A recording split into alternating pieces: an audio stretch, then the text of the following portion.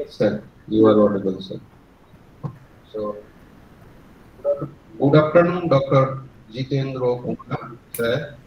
Uh, He's a renowned academician and researcher with a PhD in statistics, a master's in computer science and engineering, specializing in artificial intelligence and machine learning, and is a master of science in statistics.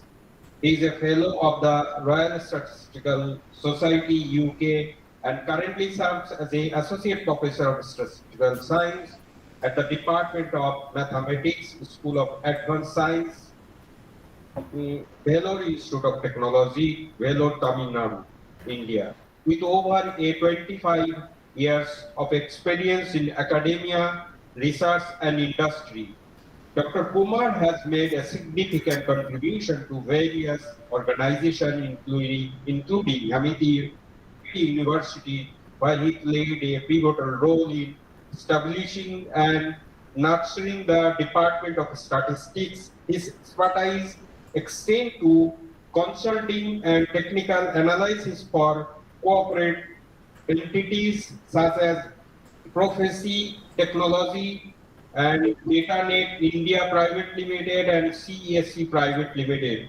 Dr. Kumar's research interest is span across the diverse domains, including mathematical statistics, computational intelligence, statistical methods and inferences, biomedical statistics, and computer science engineering, with a focus on quality control, artificial intelligence, and machine learning. He is a accomplished another with several publications to the credit and dedicated mentor who has guided numerous students and research scholars.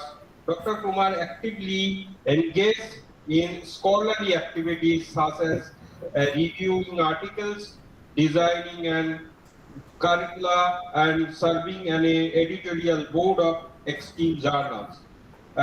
Passionate about a continuous learning and academic excellence, Dr. Kumar actively participated in conference, workshops, and seminars, contributing as a keynote speaker and facilitator. His commitment to the academia, research, and industry made a very honor to him. I feel Dr. Jitendra Kumar career is marked by his unwavering detection and advancing statistical science in India and forecasting academia growth, making him a revered figure in the field. So once again, I'm thanking for accepting our request to Dr. Jitendra Kumar, sir, and I'm handing over to you, sir. Please continue the session. Thank you to all. Thank you. Thank you so much. Dilip sir, am I audible? Yes, sir, you are audible, sir. All right. So should we start the session? Yes, sir, yes. Very good afternoon, one in all present here.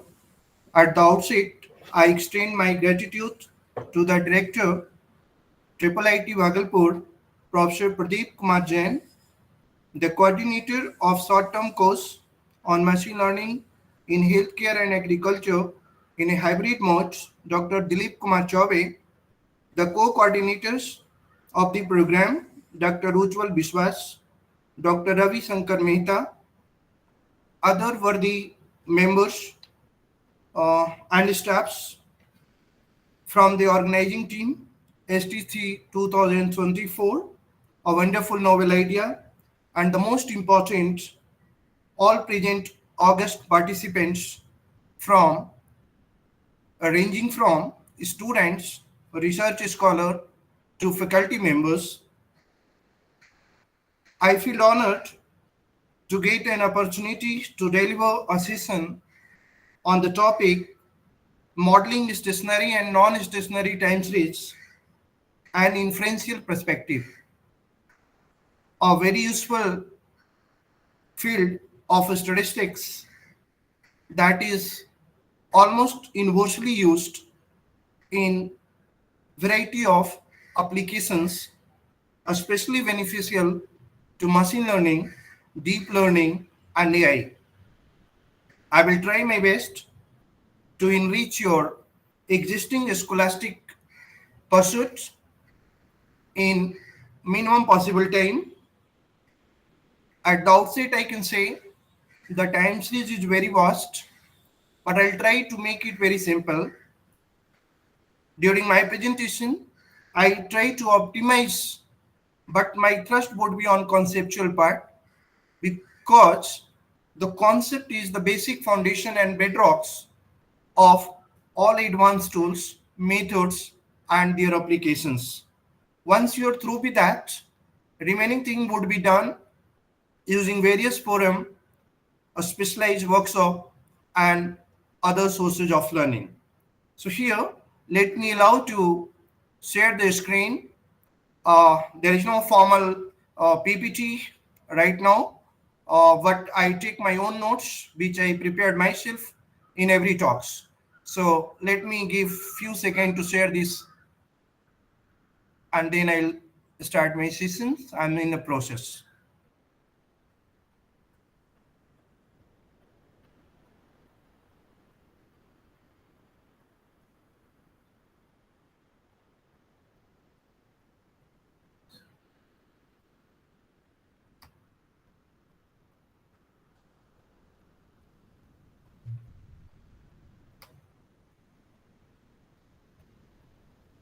Are you able to see this shared material that side?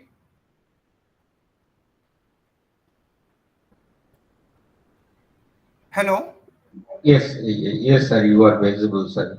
The material is shared material is visual, sir. Yes, sir. Yes, sir. You are Okay, visible and also Yes, sir. presenting. very nice. So, see, my plan here, when we go for time series, these are the key focus. One is the concept and another is tools. When we talk about the tools, we can categorize it into two parts: basic tools and advanced tools. So far as advanced tools is concerned, you can name it like autoregressive model with p parameters, moving average model with p parameters, the combined AR and MA model that is called ARMA model, ARMA model with p parameters, then ARIMA model that means ARMA in integrated form that is called ARIMA model, then SARIMA model, seasonal autoregressive integrated moving average model, the Garch model, and all these are advanced model that is not being understandable before having idea what the basic model. Now the basic model is this many. There are list is long, but few are very common. For example, additive decomposition model, multiplicative decomposition model, deseasonality and seasonal indices, then Cruxel-Wallis non-parametric test of seasonality, single exponential smoothing model, double exponential smoothing model, triple exponential smoothing model. We call him double exponential as Hotling-Winter model also. Then double moving average model, concept and computation of ACF. ACF means auto correlation function. Concept of computation of partially autocorrelation function. How to test if a given data series follow AR1 model or not. So these are the 10, 11 listed basic model. But the question is that, can we start this modeling straightforward? Perhaps it would be injustice to go for that because this requires the basic understanding of the time series and where I need more focus. Then because each of these needs illustration using software and problem solution, then the model would be very much understandable. That could not be possible in 1 hour. But yes, once it be thorough with that, now I start with the basic part. So in the basic part, you can see you can go for exploratory part, components of classical decomposition approach, And of course, these are the objectives that we are going to address, like what is the forecasting technique, analyzing time series, how it requires and why, how you can proceed with, amalgamation of intellectual facts of time series data, link time dependent variable with analytical tools as a building blocks, like that. So here we can start with the basics, because I can address maybe the UG students also. So here the very first point that make the time series different than other domain. Here in time series, the dependent variable or the output is always a function of time, and that's why we can say that a time series is an ordered sequence of data, especially those data or observation which is a function of time. So here y is a function of time, where the t is the input and y is the output. This input is exclusively in terms of time, and the output is exclusively through the function that is being used to process this time to generate the output. Now the sequence is very important. Ordering and sequence is very important, and it can be done through two approaches. When you are doing the sequencing using time, or when you are doing the sequencing during using space. When you are using time as a sequencing process, this is basically called temporal basis or temporal time series data. When you are using this using a space, then it is a spatial time series information. And when you are combining these two together, this is called a spatio-temporal data, and that's why the sequencing could be based on this one. In a most of the real time, getting pure temporal and pure spatial is not a very common perspective or common eventuality, and therefore we should focus on a spatio-temporal information. Now, where are the fields where you can find the frequent uses of these concepts? Here I say you almost everywhere, in almost all domain of science, technology, and others. For example, in engineering, in geophysics, in business and economics, in medical studies, in healthcare sector, in meteorology, in quality and industrial statistics, in social sciences, in demography, technical demography, agriculture field, and the list is endless. For example, we observe sound, electric signal, voltage, turbulence, such as the ocean waves, earth noise in an area, daily opening and closing price in a share and a stock market, weekly interest rates in the banks and other field, private and public, monthly price indices, quarterly sales of the companies and government and any organization, uh, early or yearly earning. We record electrocephalogram, very commonly people know it, EEG, in the medical field, electrocardiogram for heart attack patient. This is the preliminary things. Test is very regular. Hourly wind speeds, daily temperature measurement, annual rainfall measurement, monitoring a process according to certain target value, study and records of vital events like annual birth rate, annual death rate, crime rate, marriages, registrations, death registrations, accident rate registrations, annual crop productions, and prices. Again, I say the list is very long. So these are the few examples which I deliberately cited to you to take these concepts of time series, that how frequently and how useful almost every buck of human development is related to and dependent through, and especially in a modeling through these data. Now, when we talk to types, what are the types? Usually, every time series data, whether it is purely spatial, temporal, or combination, can be either continuous or discrete, or you can say even mixed of this. but most commonly we will use the exclusively continuous and discrete. For example, you can say if you consider or apply time series in electro industry or electrical engineering, electronics engineering, where the electrical signals play very vital role and voltage play vital role, fluctuation of these will give you input, then we can use continuous time series modeling. Another way we can see that you are handling the interest rate and banking problem and the financial problem, insurance problem, crime rate kind of problems, crop field study and all, volume of sales in the business. Then you go for a specific time interval, and that requires your discrete concept of time series. So both continuous and discrete concept is very very important, and the approach of modeling is different. So we can first have the knowledge before modeling whether the event which we are dealing with is a discrete type or continuous type. Then you can plan your modeling process.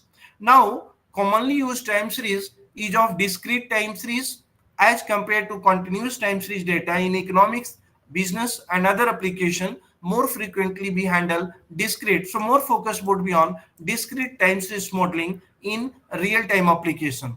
Now the key question is, what is the actual objective of our time series or time series modeling? The answer is very simple. The first one is to develop understanding and description of generating mechanism. How you can develop a mechanism that could lead to time series modeling. And the second point, which is important here, how you do and deal with the forecasting issues in future value. There are three types of forecast in time series: the short term, the medium term, and the long term.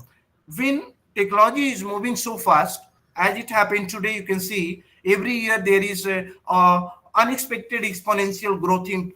We can't guess that 5 years before nobody was talking about AI, generative AI, and so many 3G, 4G, 5G. You can see 6G, and that's why technology is very fast today, and a robust kind of movement is happening in a very minimum time span. So in a short term, though in a classical sense we can say 0 to 1 year is a time frame where we can discuss about short term planning and forecasting.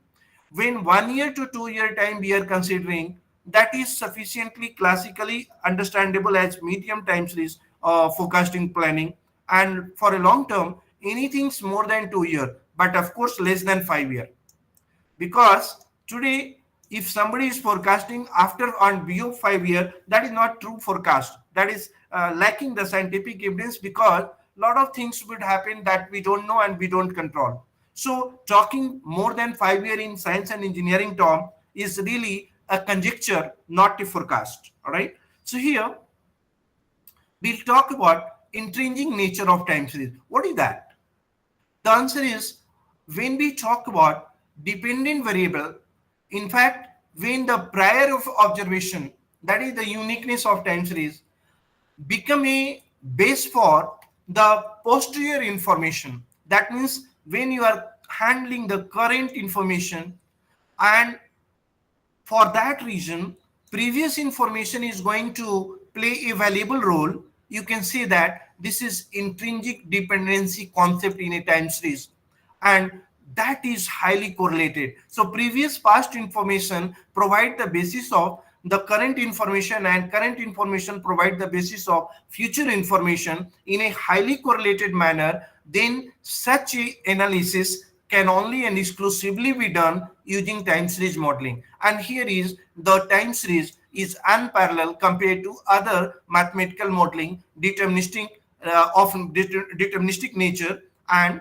other nature. So here we can call it as definition of time series, that when you are handling a point of time t1, t2, t3 and tn, and when you are having the event corresponding x1 at t1, x2 at t2 and xn at tn, then we can go to develop a model that will be xt as a function of time t, and then it become a time series workable function. So here some of the utility. What are the utilities of this function and time series modeling? Here few I have mentioned. I discard many one, but few is very common and very useful. Number one is utility one, analysis of past behavior of a variable require time series modeling. The number two utility is forecasting and planning of any events for good governance is very important. Even in today, every part of the world, without forecasting and planning, you cannot handle. So analysis of past behavior provide the true basics of future and current plan, and that's why forecasting and planning is one important. For example, analysis of time series relating to income, or you can say wages in a labor and force industry, or you can say the production plan. This would be the basis for forecasting the future income or the future wages pattern or the future production pattern of a company. This helps in making the future plans of actions, future projections, future plans of actions based on the projections, and setting the target. This can easily be done in a scientific manner using time series modeling. When we talk about the third utility, which is very common for time series, it enables us in evaluation of current performance, current achievement for any company. For example, one, so progress of our 5 years plans can be just through annual growth rate in GDP and GNP. Example 2, the evolution of our policy of controlling inflation and the price rise is done by the study of various price indices available in a time series fashion. So these are the utilities. The last one, which the fourth one, after that I discard the other utility of micro important. Here the time series enable us to making a comparative study. That is again very important, because you can't go for decision making process without going for comparative study. You have to do the comparison, you have to develop a relation, then you develop a model, and then only you can have decision making. So comparative study play very important role, and here the time series modeling is very important, because one time period performance to another time period performance could give you a viable and reliable idea. Now we will talk about, after discussing the four utility, I move to components of time series, because you cannot progress to or jump to modeling without having idea of components of a time series. There are four basic components of a time series that play very important role. A time series is the result of combined effect of these different categories, or you can say different categories of forces that brings changes in value of the output variable under the study. That means xt is basically decided by the force. One force is called trend, or we can call it long-term movement. The another driving force is seasonal variation, we call it S. The cyclic variation presented by C, and irregular variation that is difficult to control, unforeseen variation, and that is I, but its impact is very, very important. Or you can say it random variable. So that's why there are four components in a time series modeling. Whether you do the basic modeling or you go to advanced modeling, you have to deal with these four components either exclusively or in combination or in an implicit manner. When we talk about a statistical model and forecasting, here there are several different statistical time series model used to analyze and solve a stationary and non-stationary time series. I will discuss a stationary and non-stationary time series and its meaning just after that. The basic term that is important here is called in-block method. So here the key concept involved is the estimated parameters are invariant with respect to time. If estimated parameters does not depend, right, or does not be affected over a period of time, then it is called invariant in nature. Such a model is known as time invariant parametric model. So time invariant model in parametric model play indispensable role in a time series forecasting and modeling process. So here you can talk about decomposition, you can talk about exponential smoothing modeling, because if you have to smoothen the data first. Under the exponential there are three categories: the single exponential smoothing, the double exponential smoothing, that also be called the Holt trend model, and the triple exponential smoothing. Here you can understood that when in a given time series data there is trend, no trend, and also there is no seasonal effect, right? Then we can prefer this one, ACS. That is the first case. The second case is, yes, there is a trend, but there is no seasonal pattern or seasonal forces. Then we'll go for second option, that is called Holt trend model or double exponential model. When you meet the third case, that is, yes, trend is there also and seasonal impact is also there, then we prescribe to the third one, that is called triple exponential model, or we call it Holt's seasonal model. So this is the guideline you have to, before going to modeling, the analyst must think of the data and their components and must become insure before doing the any or proceeding for modeling process. Now we'll come to the next thing, that what are the commonly used software that you can use in handling the time series modeling. The very, of course, most powerful one and very common is MS Excel. You can do it MS Solver. You can use it Minitab. You can use it R as open forum. You can go for even SPSS for social packaging. You can go for SAS, which is the most powerful software in the world. You can go for a Stata. You can go for a StatCraft. You can go for Python, and the list is pretty long, right? I have deliberately, but these are very common, right? Here, the general category of time series modeling, the first one is additive one. You can see here all four models, that means all four components in this model, additive model, is having additive effect. So trend is having additive effect with season, season is having additive effect with cycle, cycle is having additive effect with irregular component, and of course all these components is controllable. But one component that is not controllable, that is called error term or uncontrolled error or random error, without which you cannot develop a model. So this component is basically the head and brain of the model. So when we talk about first decomposition model, it is called additive model. When we talk about the second, that is called multiplicative decomposition model. Here again these four components are there, but not through the operator is changed here. In place of operator plus, you are using multiplier, and that is why the effect is multiplicative in nature. You can assume that additive effect is linear in nature, but when we talk about multiplicative effect, it is non-linear in nature, or you can say exponential in nature of, right? So multiplicative model is always very powerful than additive model. Of course, here also the random component. But in a real time, very few or rare events are purely additive and purely multiplicative.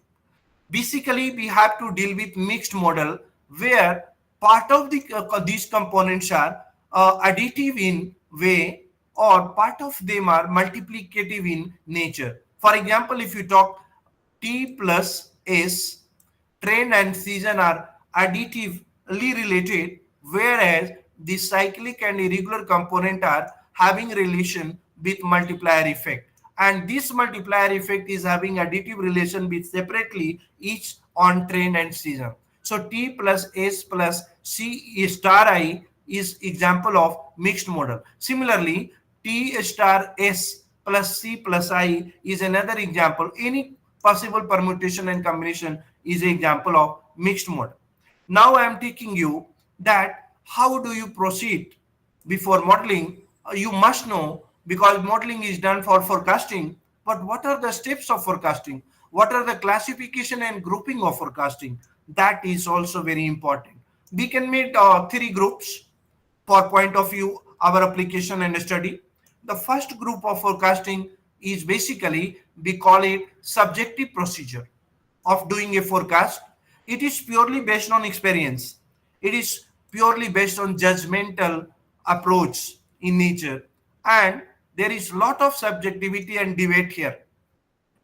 Your intuition or your experience based intuition intelligence is very important here. So that is, you cannot say it non-scientific, but of course here a lot of experience based and field based experience play very important role. So I have given it here, practical experience play very important role in subjective procedure.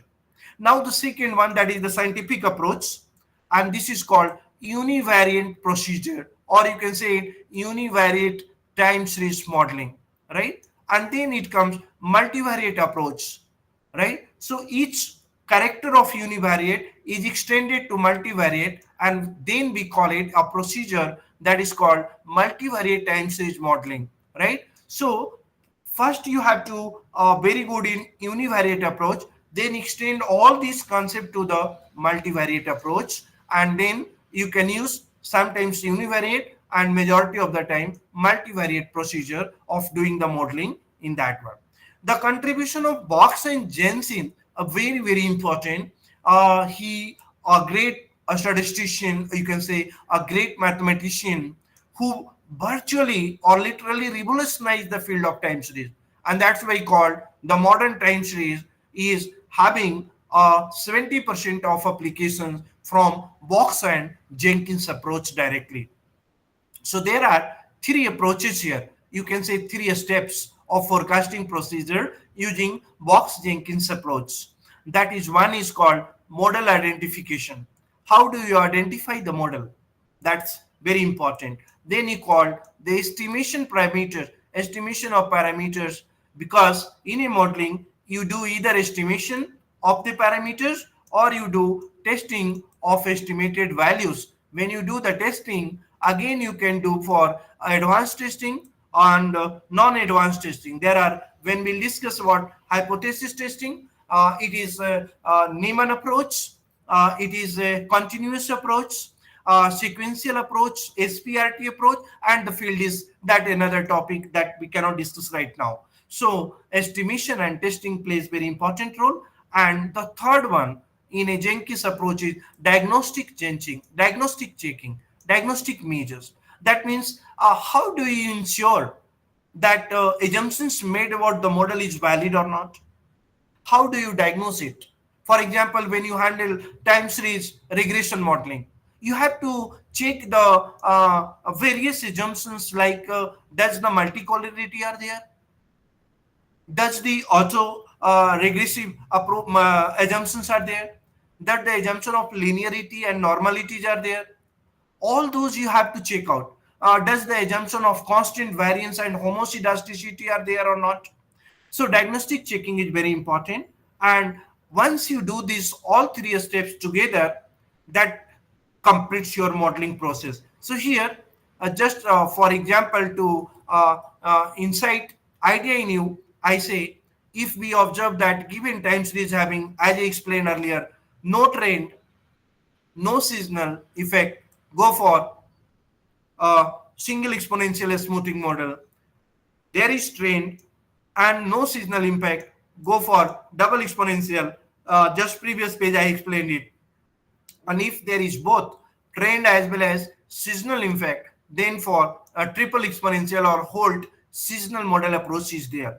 Now here I given you a small example. For example, if the time series is seasonal in nature, that means seasonal component is very important force in deciding the time series trend and time series weightage. Then in that case, which model is suitable? Of course, there, as I say, advanced model Sarima is recommended.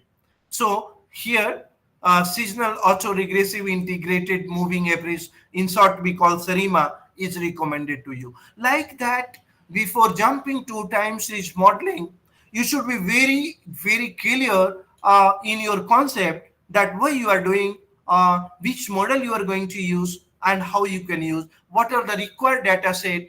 And once you have this data set, that is going to be a plausible solution or not. So the modeling is not just a process, a formula, and just a technique. Rather, it involves a comprehensive integrated approach and understanding to do the modeling. And that's why modeling is a teamwork rather than individual. Individual scientists cannot do the modeling. Modeling requires expertise of few people in that related domain. For example, if you are a scientist, want to do a modeling for healthcare sector, do you think only a statistician should do that? So a statistician supported by a good mathematical knowledge means pure mathematics people, then a team of healthcare related healthcare sector expert people, maybe from biomedical scientists or maybe from microbiology and maybe from genetic engineering, and those team together sit and then think and plan for modeling process. So a data scientist or a statistical job or whatever the computational intelligence application cannot be done individually, and that is a very important that way the role of multidisciplinary expertise and interaction and communication in a technical way is very important play to handle a project. No matter what kind of project you are handling to, your teamwork is required. So here I can say that there are some another approach also. For example, if you want to go for Sarima model, can we do have some another approach? Yes. In place of Sarima approach, we can go to Bayesian approach. So Bayesian forecasting analysis is another way out. So doing the things differently is the more exciting thing. And after that, you can compare which way is most useful, which way is more plausible, more authentic, and more time and space gain you can do it. Kalman filter approach you can apply also, right? So what is the Kalman filter approach? As I said that this advanced time series that cannot be covered here. Linear filter approach, the non-linear filtering approach. Oh, there are so many things are there. So both of these based on recursion and iteration process. Again, you can say recursion and iteration are different. They cannot be same, but it appears to be same.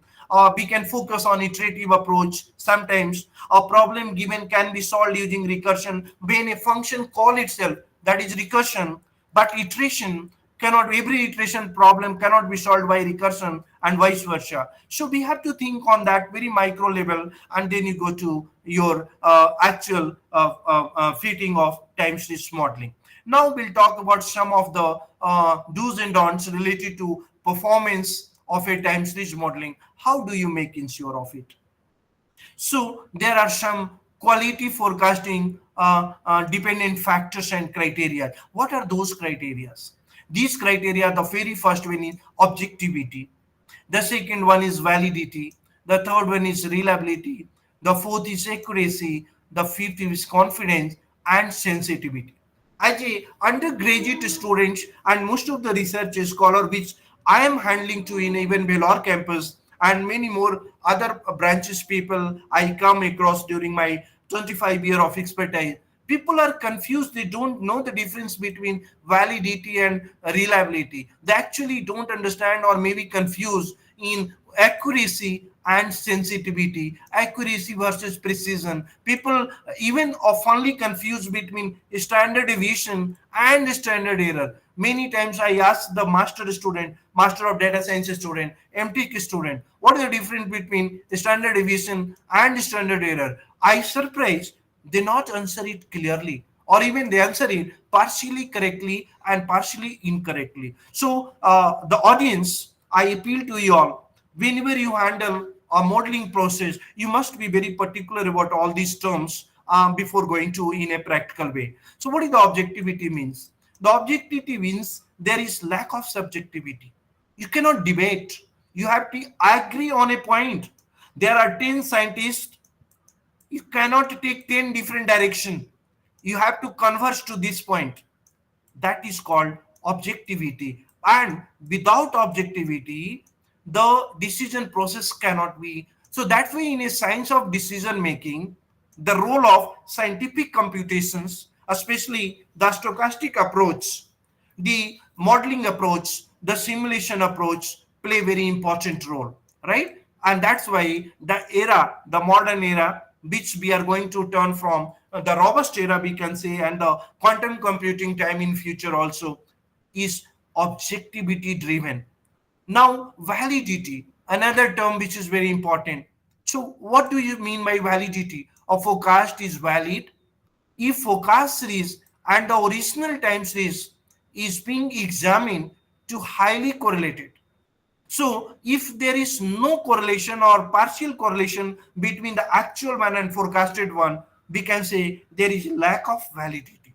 So, having a complete understanding of correlation, again, I would like to talk here. When we'll talk about correlation, is most of the people just talk about Carl Pearson correlation and linear correlation. No, not at all. There are non-linear correlation, and that could be measured by correlation ratio, eta. When we talk about UG, PG, and even research scholar, they don't know.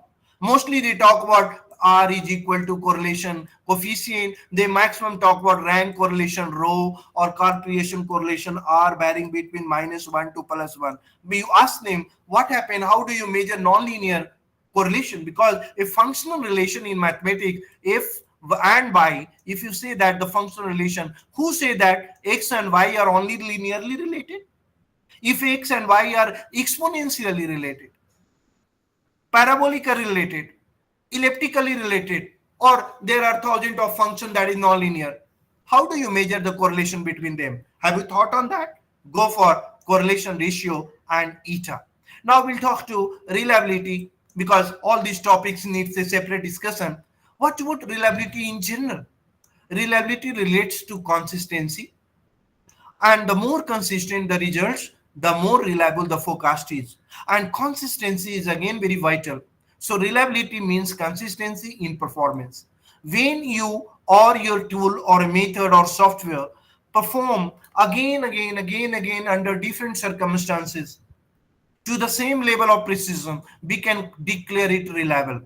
So reliability is directly related to consistency, and validity is different concept. More reliable means more valid.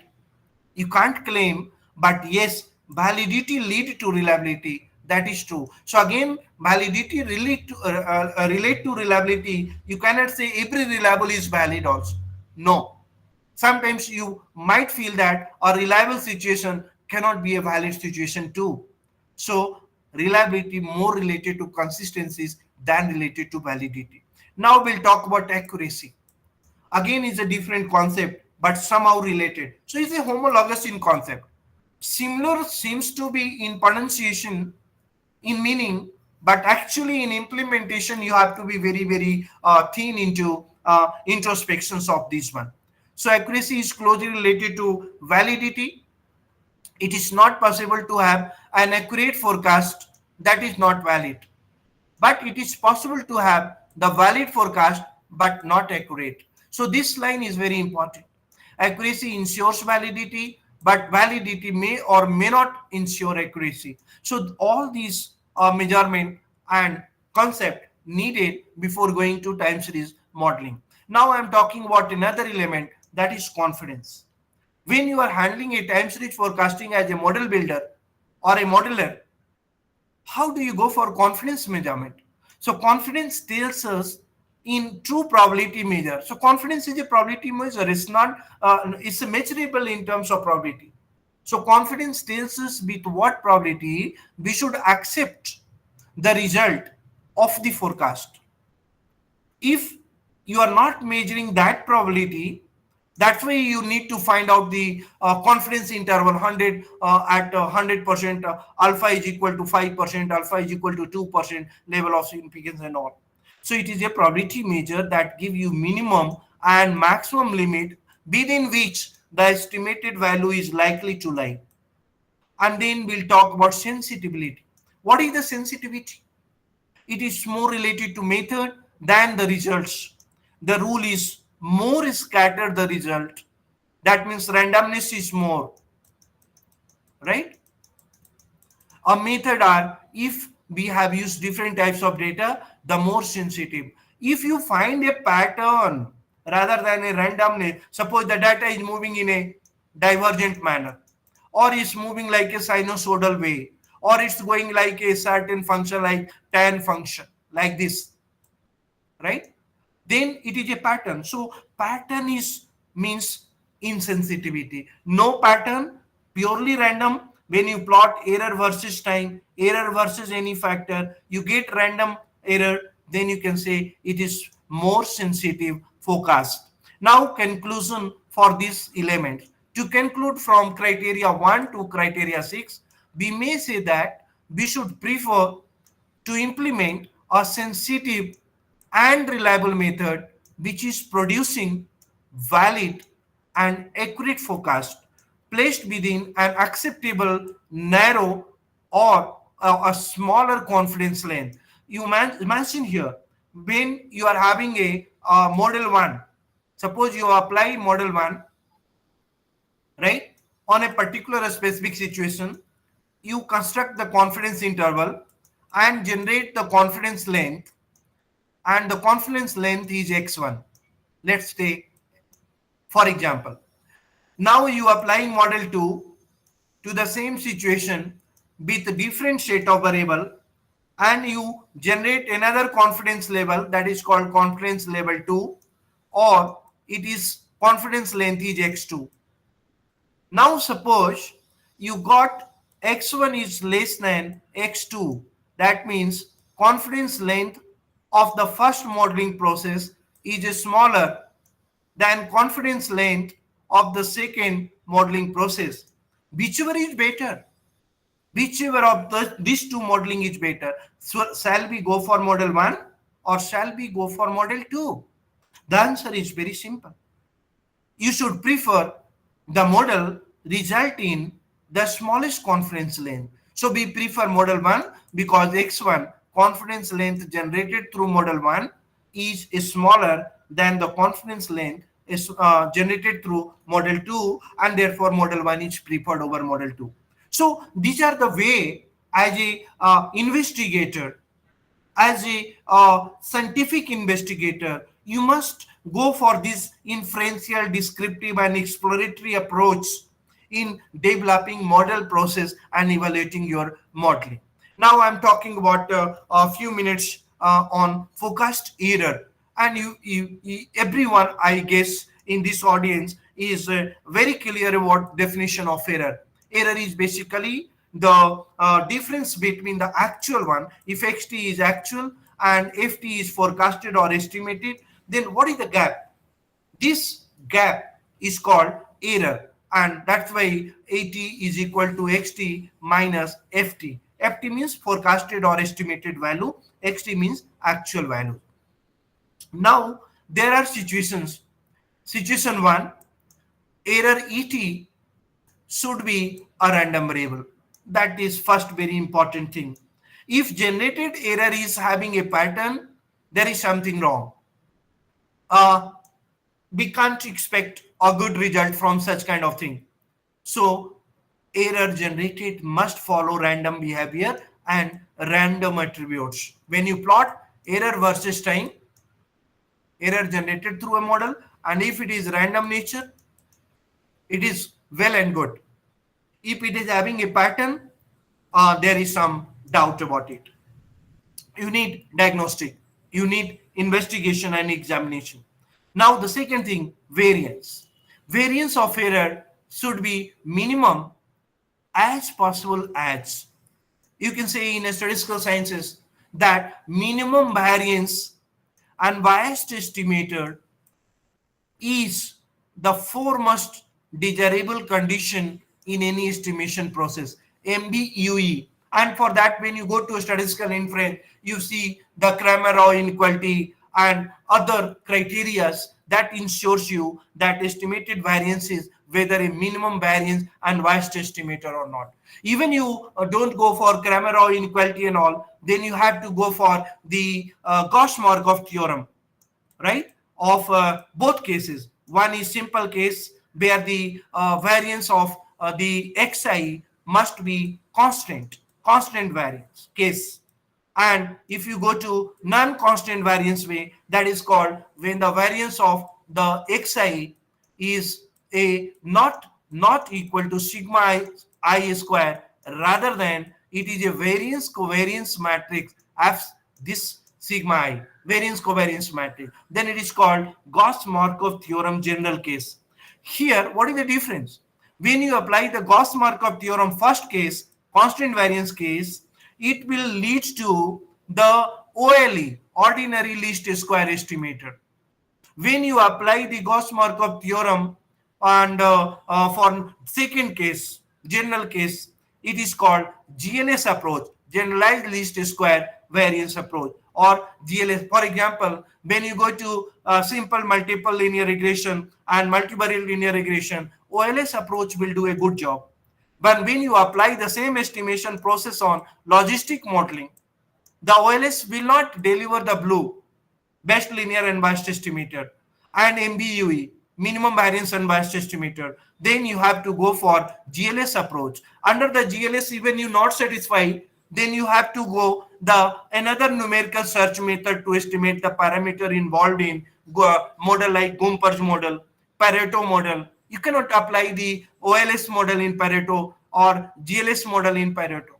So please understand this modeling intricacy, and then you can do the modeling process. Now I'll talk about some of the error. For example, how do you go for minimum error? Minimum error is very simple approach. You can compute the error and then you can just take the average value of this error. So sum of all error divided by n, it is called mean error, right? And then if mean error is greater than 0, this show a systematically positive biased kind of forecast. If mean error is less than 0, this will shows the systematically negatively biased forecast. When a mean error is 0, it shows ideal cases. That means the forecast is evenly distributed and even a small fluctuation are there, it is unbiased forecast. So this is a good criteria. That means mean error play important role in giving you a kind of idea whether systematically positively biased elements are present in your forecast or systematically negatively biased elements are present in your forecast, or your forecast is going with simple fluctuation in a random fashion. That is case, ideal case. We prefer the third one. Now, how do you measure the mean absolute error? No need to discuss it because most of the tools and most of the UG level teaching, they trained MAD method, mean absolute deviation method. This is a small formula. I can share this my notes to Professor Dilip Kumar Chaube to share with the audience. Maybe they can send you through the Google Drive and all. So here, mean absolute error we can compute varies, sum total of all error, then neglect the plus and minus, and then you take the modulus value, sum of all this modulus value divided by n will give you mean absolute. But it is insensitive in nature, not good. Any insensitive tool cannot be treated as a good measures or good tool in a statistical sciences, and therefore we cannot rely on MAE, right? So we could discard it. Generally, it is biased in nature, insensible and biased both, and therefore we can discard this approach.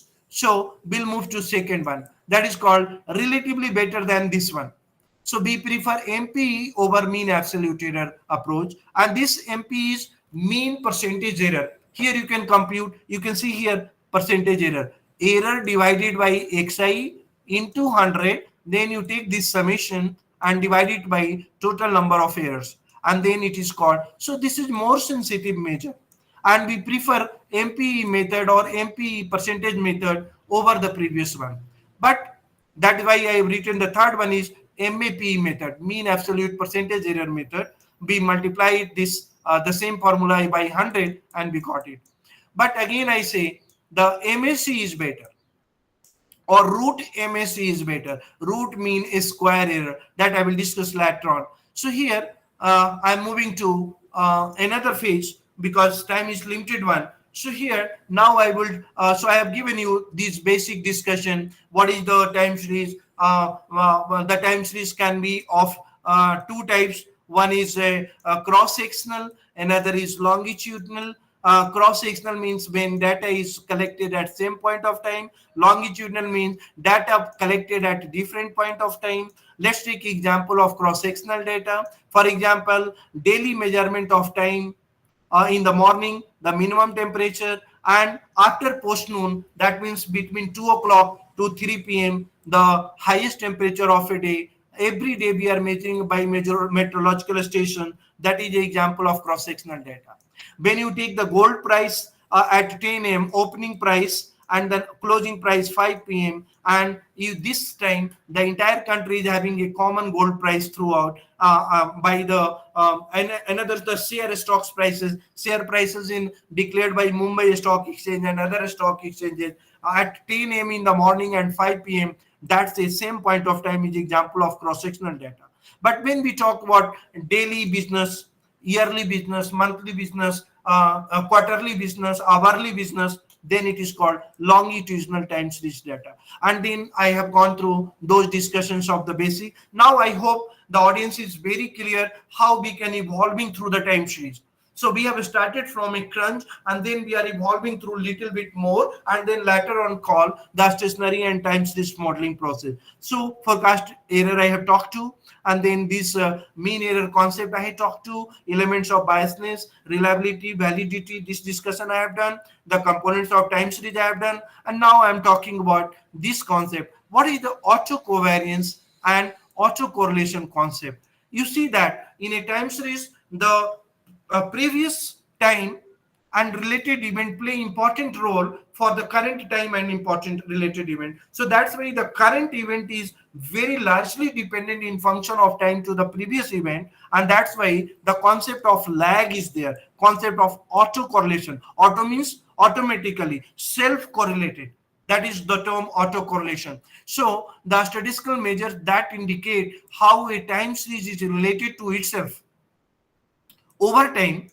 it is called auto correlation and auto variance. Now, how to compute it? For computing the auto correlation, you can talk about the correlogram. That is another popular graph. You have heard about a scatter diagram. So, for example, the auto correlation of lag 1. So, when you talk about lag 1, lag here 1, lag 2, lag 3, and then we'll take the correlation value rho here, rho I, at different lag. For example, correlation at lag 1 is rho 1, correlation at lag 2 is rho 2. And when you make a plot, this plot is called correlogram. This is not called a scatter diagram.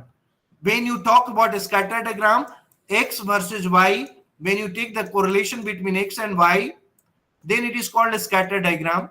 When we'll talk about correlation this side and time lag this side, and this diagram is called correlogram. Correlogram is very, very important in handling the harmonogram analysis. That means when you are handling a time series where the predominant factor is neither a trend, not a cycle, not a season, but a regular component, then correlogram is very, very important, and all mathematical treatment will be based on harmonogram analysis, where the role of sine function, cos function, and time function, tangent function will play very important role.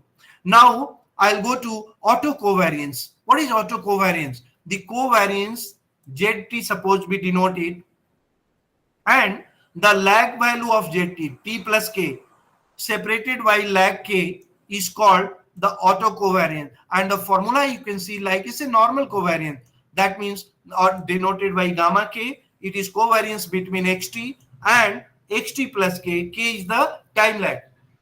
And that's why you can see the usual statistical formula, expected value of XT minus mu and the XT plus K minus mu. This value, if you compute, you got the gamma K, and that is called covariance. E means estimated or expected value. Mu is the population parameter. That means the true mean or stochastic process. And therefore, when you compute the rho K, that is called autocorrelation function at lag K. It is estimated value, that is the covariance, divided by a square root of variance. Basically, this is the structure of simple correlation formula. In the same in autocorrelation also, we can apply the same formula, but it is in respect of lag time. Time lag play very important role. So when you solve this, E of xt minus mu into xt plus k minus mu in numerator, and when we divide the variance of xt and variance of xt plus k, and then you take a square root of these two variance. This is variance 1 and this is variance 2. and then you take the square root of the product of these two variances. This become your denominator. When you take this numerator and denominator ratio, it will give you rho k. I will give you the formula, and I can show you on software like in R and all. It's a small function to calculate. When you talk ACF function in Python or in R, that command will directly lead to this. But my focus would be on, if time permit me, I can show you right now the how we can compute each of them on a given data set one by one. But that time is not feasible at here. That's why I given thrust on this portion. Because when I illustrate on Excel sheet or MS Solver or even in Power BI also, that will give you a very good understanding. Because those Python and other advanced software, they are using the command, they are using the function, library function. They don't give focus on how basic computation is being done. For UG student and for research scholar, it is very important to hit the crux, the basic things, how you learn each computation, then only you go for automation part, right? That definitely have advantage of solving the time and saving the time and giving you accuracy in calculation. But basic foundation and calculation is first. So here rho k can be computed using this formula, and also you can say that rho k is ratio of gamma k, that is covariance, upon gamma naught, and rho k value is 1 for beginning. Now you can say that autocorrelation is dimensionless quantity because it is a ratio, and it is independent of a scale of measurement. So unit does not play much role here, right? And then this will be unit free, and that's why it is useful also in that way. This is one of the merit. So autocovariance can be computed very easily. Now I have a single point that I would like to foresee here. You can compute the covariance between x plus y into z. And then this is a basic property of covariance. It would be covariance between x and j plus covariance between y and j. No need to discuss all because these are elementary first year UG program teaching, and that's why covariance between ax comma j, it become covariance a of covariance between x, and these are the basic property that is needed, and that's why I discussed. Now I'll talk about a standard error of the sample autocorrelation. How do you do that? Here you need to find out some ways. So you have to develop the hypothesis. Let's say null hypothesis, rho k is equal to 0 and rho k is not equal to 0. Again, here I would like to discuss you that what is the null hypothesis. I think most of the students know that, and most of the worthy audience know that. But many are confused also. Null hypothesis is a specific statement or a stochastic statement, or you can say probabilistic statement, or in another language you can say statistical statement. Every statement cannot become null hypothesis. It's not a generic statement. So a stochastic statement, probabilistic statement, a statistical statement regarding population parameter, that word is very important, is null hypothesis. If you talk about H naught, let's say H naught x bar x is equal to 5. Is it correct null hypothesis? No. Why? Because x bar is not a parameter. But when we talk H naught mu is equal to 5, then it is correct null hypothesis. Why? Because mu is a parameter. So my point is that null hypothesis never involve a statistic. It involves parameter only. So any statement, a stochastic statement or a probabilistic statement based on the parameter will be the part of null. Second point is it is two-tailed. Why? Because here the rho k can take greater than 0, positive autocorrelation, or possibility rho k may take less than 0, negative autocorrelation. Right? So again here it is called two-tailed. A null hypothesis could lead a alternative hypothesis, that is counter of null hypothesis, maybe of one tail or two-tail. The third concept related to null hypothesis for the audience is this is an example of rho k is equal to 0. That means you see that rho k is specifically defined. When parameters are specifically defined, then it is called simple hypothesis. But when suppose in place of rho k is equal to 0, it would be written rho k greater than 0. It means that rho k could take any value above 0. Maybe it is 0.1, 0.2 or 0.9. There is infinite, a large number of possibilities. That means it is not specified particularly. In that case, It is called composite null hypothesis. So the audience, you should be very clear. A null hypothesis should be of two types. It is simple and composite, and therefore we can develop a hypothesis simple versus simple, simple versus composite, composite versus composite, composite versus simple. So this is again very important discussion for clearing the concept for UG students present here. Maybe research scholar also find it useful, and of course faculty members expected to know this. Now I'm talking about the what is the second step? The second step is find out this statistic rho k upon standard error of rho k, right? Once you calculate this standard error for rho k, this is called AC rho k and this is called rho k, so it is T statistic, right? Then you can compute the variance of rho k. How do you compute the variance of rho k? The variance of autocorrelation estimated value will be 1 by n into 1 plus 2 sigma nu is equal to 1 to q rho nu square. But in most of the cases when this is 0, you can say that for a large sample or for a cases when rho v square summation would be 0, then it simply become 1 by n, right? That means in most of the asymptotic cases, the variance of autocorrelative autoregression estimated value would be approximated to 1 by n. For mathematical simplicity, this approach requires to be very important, and that's why most of the non-parametric tests done for the time series modeling consider the ACF variance as 1 by n, where n is the sample size. So this reduces a lot of time in your computations, right? Other than when you compare this formula, it is more time consuming. But yes, we have to negotiate between approximation and some sacrifices in efficiency at this stage. Now, how do you measure the standard deviation? Of course, you can use the basic rule.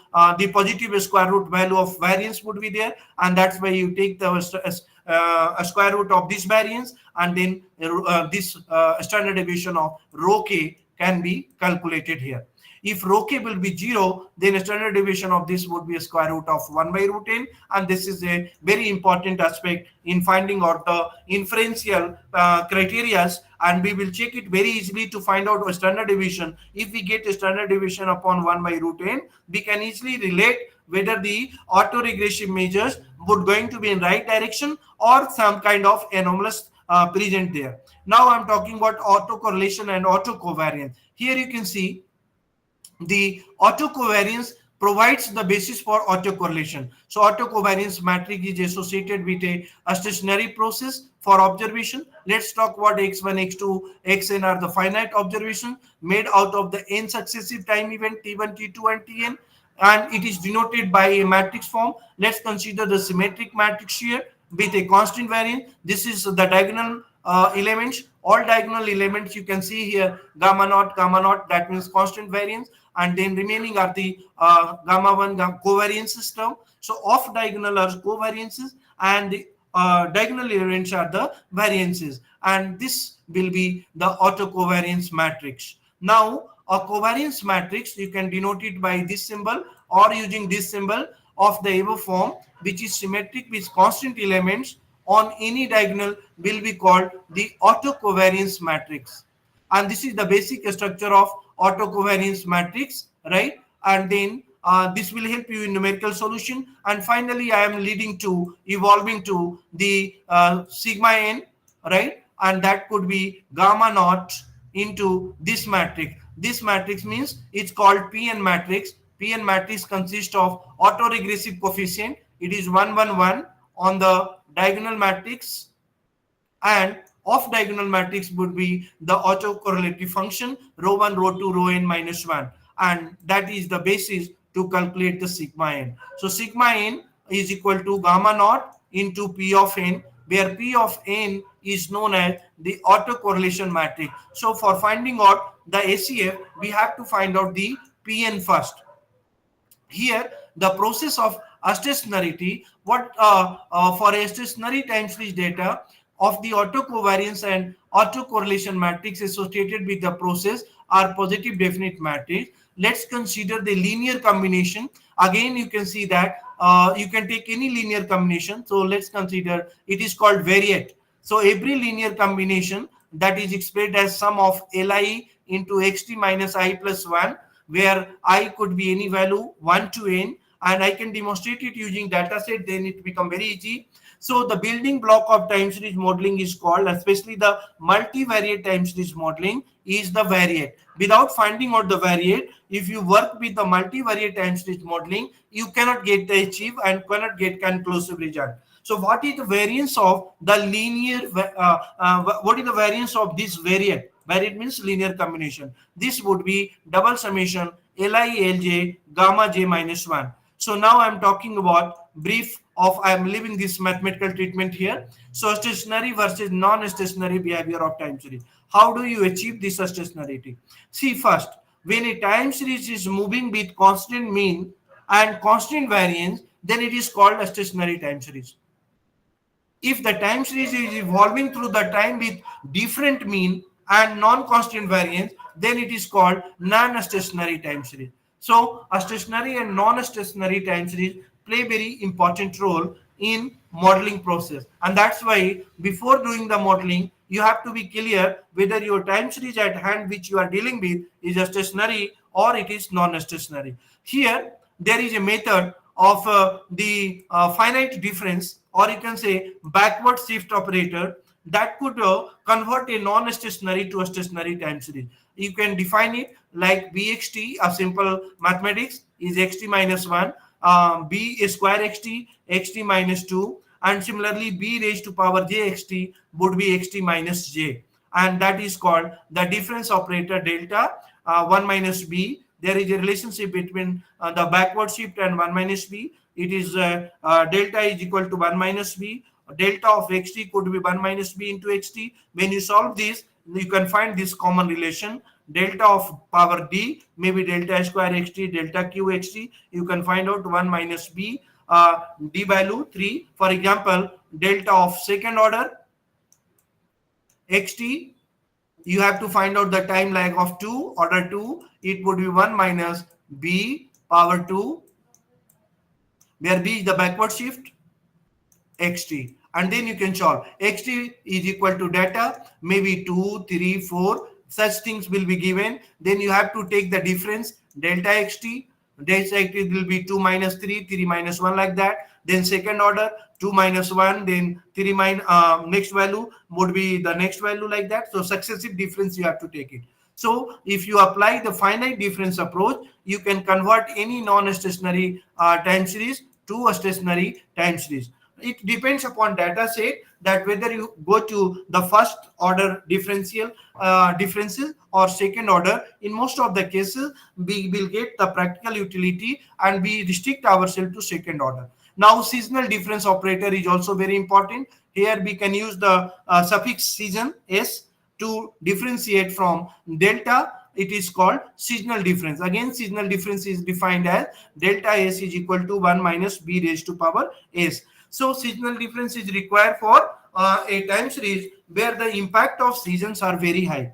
You can see in India, the most of the business sales rises in third quarter. That is called the festive season, Deepavali, Dashara, and many festival, Pongal and all. It happened between October to January, and therefore the seasonal impact will be very high. All business during third quarter has multiplied manifold, and that's why you can see third quarter is very important in Indian business, or the like that other countries also. So here there is a relationship by t is equal to delta s xt, and finally we can see a formula that we can use for computation purposes. By t is equal to xt minus xt minus s. Seasonal component will be there, then only we can go to this approach, right?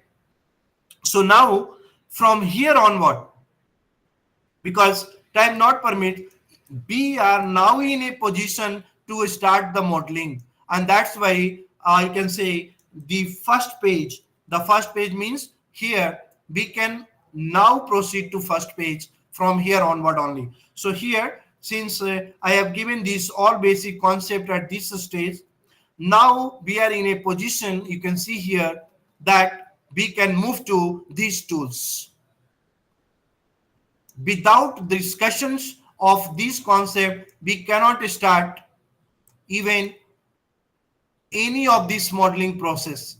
So now the actual time series modeling is start, and the first model I suggest is additive one, second multiplicative one, deseasonality, crucial voltage, single exponential, double exponential, triple exponential, double moving, then concept of computation of ACF, then PSEF, then fitting of AR model, then you can go to this modeling, without which is useless.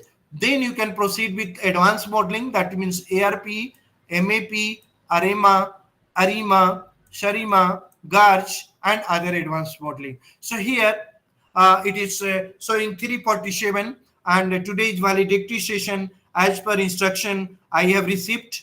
So I would like to stop at this point. For the audience, I am open to have a question session. Anybody can ask any term and concept which I have discussed you right now to make it further creative. So let me stop at this point. Thank you so much from my side. At this stage, I am open to the query session now. Can you go for the queries? Any audience can ask any questions related to the discussion held so far. Hello, good afternoon to all participants. If you any question, please ask to sir now.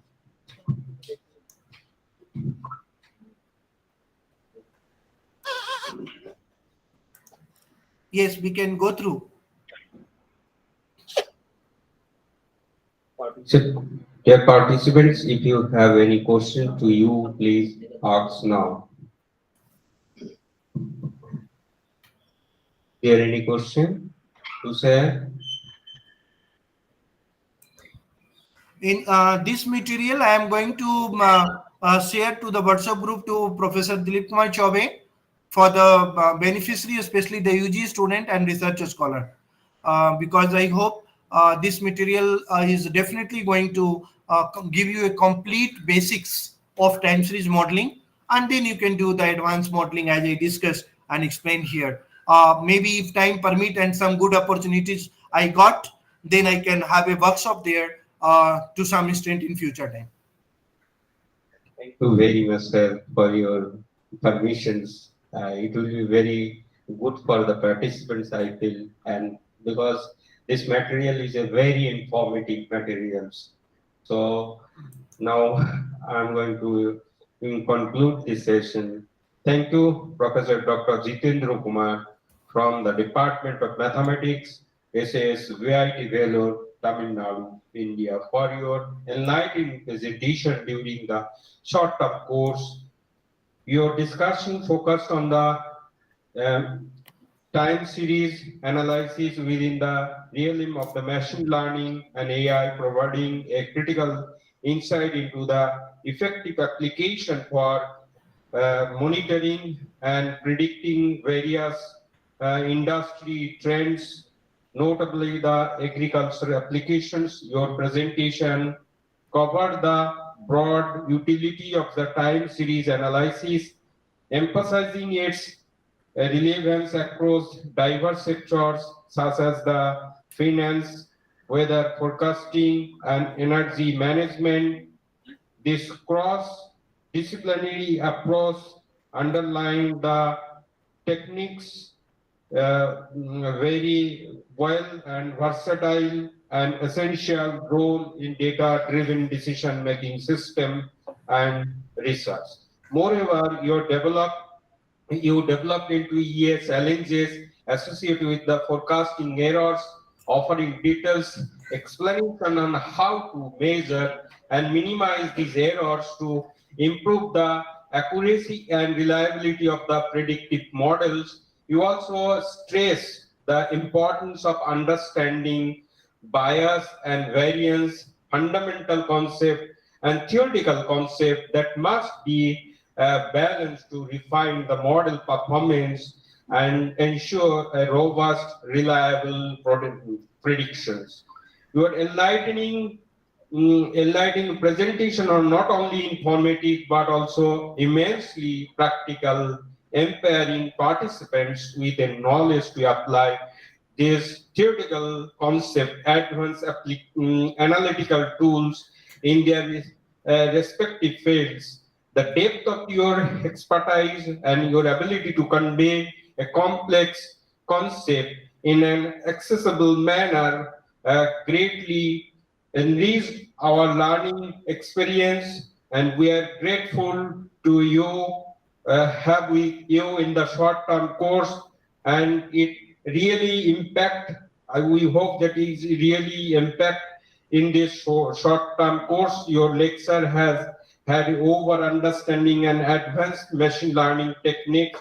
So I thank you once again, sir, for truly valuable and theoretical mathematical concept on mathematics and artificial intelligence concept. It will very truly important concept what you discussed. Thank you once again to sir and accepting our request, and thanks a lot to sir. Thank you so much, sir. Thank you, all people, especially the audience who has given focused attention. I definitely feel proud to get an opportunity. It's all because of the Triple IT Bhagalpur Nobel Profession for towards a service towards the nation. I look forward a further success. Already, the session is fifth day. As per my knowledge, and some of the audience approached me from my organization also. They are really feel very glad about all sessions so far. Let's look forward the valedictory session. Thank you so much. Thank you, sir. Thanks a lot to sir. Thank you, sir. Thank you, sir.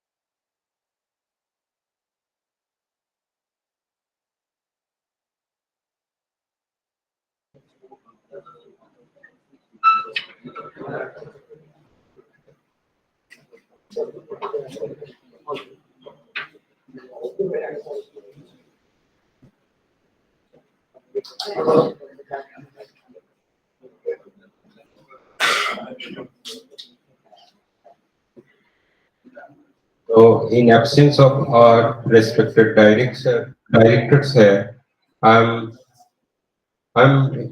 like to take permission from our campus coordinator, Dr. Dheeraj Kumar Sinha, to start our valedictory session. So, thank you, sir.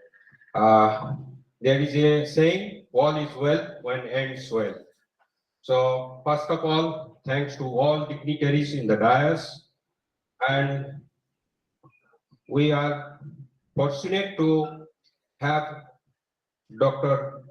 Dheeraj Kumar Sinha, campus coordinator, and the coordinator, Dr. Dilip Kumar Chaubey, and our HOD, Dr. Tejaswini M, and the co-coordinator, Dr. Ravi Shankar Mayata sir. So I want to welcome you all for the valedictory session for the short-term course on machine learning in healthcare and agriculture. I'm also welcoming all the participants, co-coordinators, coordinators, my dear colleagues, and the committee members, expert lecturers, and the head from all the participants, all the departments, and very good afternoon to all of you. Now, I'm requesting our coordinator, Dr. Dilip Kumar Chaubey, to welcome our campus coordinator, Dr. Dheeraj Kumar Sinha, with a bouquet.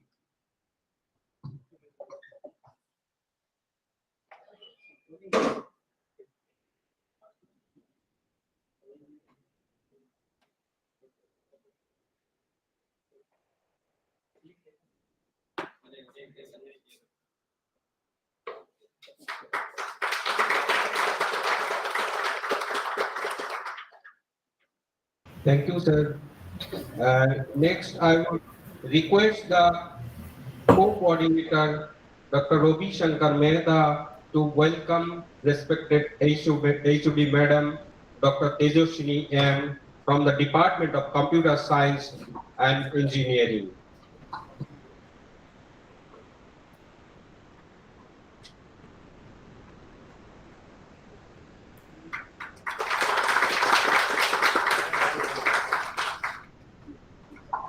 Thank you so much, sir.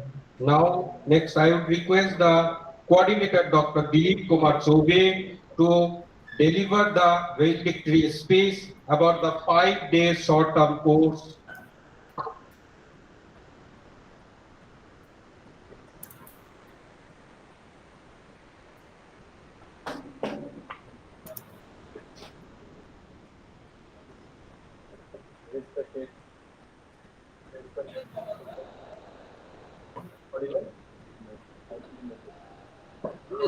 Hello, what?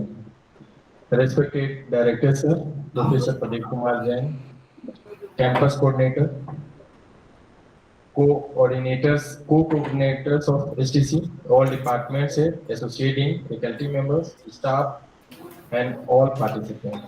Firstly, I would like to wish you all a very warm good afternoon. It is my great pleasure to welcome you all and thank you to all of you for being here with us today. I am very pleased to welcome you to the valedictory ceremony of 5 days short-term course in the hybrid mode on machine learning in healthcare and agriculture, organized by the Department of CSE. It started on 9th May and ended on 13th May. The goal of this STC was to provide an academia and industry level knowledge in the field of machine learning and deep learning, with specifically its application in healthcare and agriculture. I have already summarized the session of every resource person in their session only. So we already have studied and seen what the things have been taught. So, after all the expert lecture, I am certain that the goal has been reached and the participants now have a very good idea about the machine learning and deep learning. I thank all the speakers and the participants for making this STC a successful event. I would like to express my sincere gratitude towards Director Sir Professor Pradeep Kumar Jain. Director Sir has always been a source of motivation. He never fails to amaze us with his ability to inspire us to challenge ourselves, enabling us to leap forward. Sir, your charismatic energy and devotion to your institute is an inspiration. Thank you, Sir, for providing me with such a wonderful opportunity to coordinate this STC. Thank you. So I am coming to now feedback sessions. So you all have attended 5-day STC, and I knew that you have learned a lot. But if any issue or if you, so I am just curious to your experience in this STC, and thank you participants for such an overwhelming involvement in this event. I hope this short-term course was worth your time and has provided you all with a great insights and knowledge in the field of machine learning and deep learning. I look forward to your feedback, be it appreciate or criticism. So feel free to express your mind. Please, one by one, online. Online participant, please share your experience about this sort of course.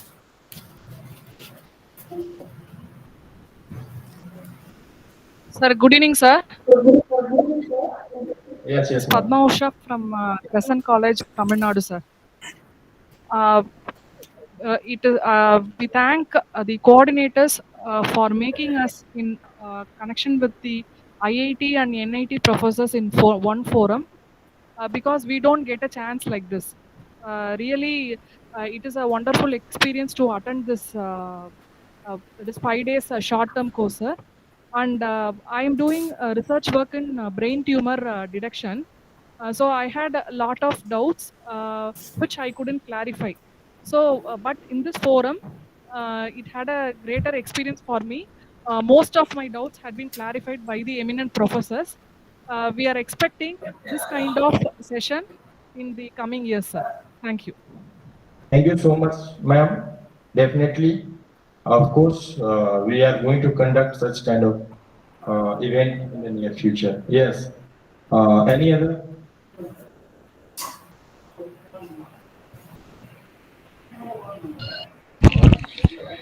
Uh, Good evening, sir. Yes, good evening, ma'am.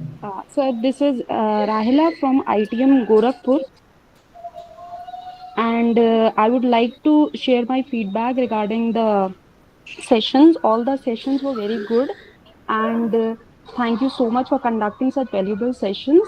And we hope to participate in these types of workshops in future in physical form at IIT Bhagalpur. And the keynote session was especially very knowledgeable, and we thank you sincerely. Thank you, ma'am. Yes. Please next.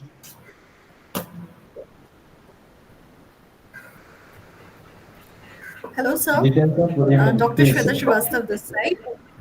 Yeah. Oh, Yes, ma'am. Yes, ma'am. Please. Yes, ma'am. Your voice is audible. Please, Shweta Srivastav, ma'am. hello, sir. Dr. Shweta Srivastav this side from Amity University, Noida. The sessions were really invaluable experience. In fact, some of the series have really equipped me with some skills that I really needed, especially today's session by Dr. Deepak. Special thanks to him. Attend such sessions in upcoming future as well. Thank you a lot for arranging this. Thank you, ma'am. Next, please.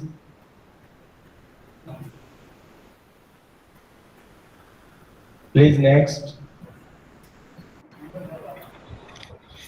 Hello. Hello, good evening, sir. Yes, sir. Good Yes, evening, sir. sir. Good evening. Hello. Yes, sir. Yes, sir. Please.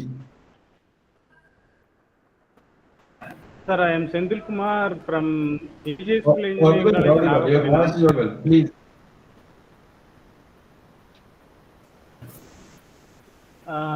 I'm research domain is image processing. The machine learning, your healthcare and agriculture workshop is very useful for my image processing domain. The supervised learning and machine learning algorithms under filtering methods so is clarified for my research purpose. Thank you, sir. Thank you for all staff members, doctors. Thank you, sir. Thank you. Please next. Yeah, next participant. Hello. Hello. Yes, yes. Sandeep Modak, sir. Please. Yes, sir. Good evening, sir. Present there. This side, sir, Dr. Sandeep Modang from Sarla University, Ranchi. Sir, it's give us a pleasure to attend this FDP, this kind of FDP. We are very happy to attend this kind of 5 days FDP. Through this FDP, sir, we got lots of idea about what is machine learning, what is supervised, unsupervised, reinforcement learning, and the best part is that next we are very willing to know about how this can be used in a deep learning process, because deep learning is nowadays very useful for healthcare and as well as agriculture. So looking forward for this, sir, and thank you so much once again for organize this kind of FDP. And we are all I am also congratulate all the organizing committee for organize such type of events. Looking forward, sir. Thank you so much, sir. Thank you, sir. Thank you. Next, please. Next. Next one. Good evening, sir. Good evening. Good afternoon to all. Yes, yes. Good I am evening. Kanchan Bala, Assistant Professor of Government Engineering College, GC Gaya. I am very glad to be participant as well as resource person of this wonderful events. I would like to extend my gratitude to all the participants, resource persons, coordinators, and organizing committee. Especially thanks to Dr. Dilip sir, who giving me such opportunity to be a part of a short-term programs and some sessions like the Python programming with the various data sets were very informative, and the hope in the future such event will be organized. Thank you so much, sir. Thank you, ma'am. Thank you. Next, please. Good evening, sir. Hello. Good evening, sir. Yeah, yes, yes, please. Good evening, sir. My name is Chandra Kumar Jadvi. I am pursuing MCA from India Institute of Technology, West Bengal. This short-term course is very helpful for us, and I am sure that we have to very helpful this short-term course in the future. Thank you, sir. Thank you. Thank you. Next, please. Good evening, sir. This is Monica from JL Bajaj Institute of Technology, Mathura. Actually, this session was very fruitful for us, and actually, I never study the machine learning as a subject for BTech, and this is very important for my PhD. So thank you so much, sir. Thank you, ma'am. So please next. I would also call in some offline mode. Please come. Is there Vijit? Yeah, Vijit, please come. You also share your experience. Some feedback should be also from hybrid mode who attended. Please come.